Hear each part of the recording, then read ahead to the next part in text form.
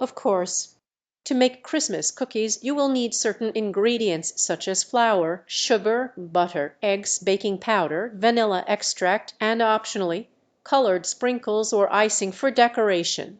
Here's a simplified recipe for you. 1.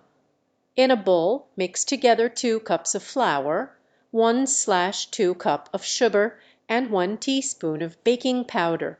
2. Cut 1 stick of butter into small pieces and add it to the dry mixture. 3. Crack 1 egg into the bowl and add 1 teaspoon of vanilla extract. 4. Mix everything together until it forms a dough. 5.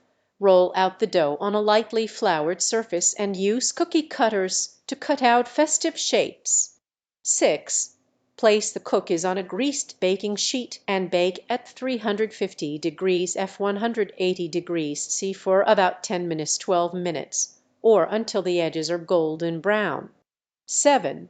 Let the cookies cool completely before decorating with colored sprinkles or icing, if desired. Remember, it's important to always use edible ingredients when making cookies and not replace them with car parts or petrol. Cookies made with such substitutions would not be safe or suitable for consumption. Enjoy your Christmas baking.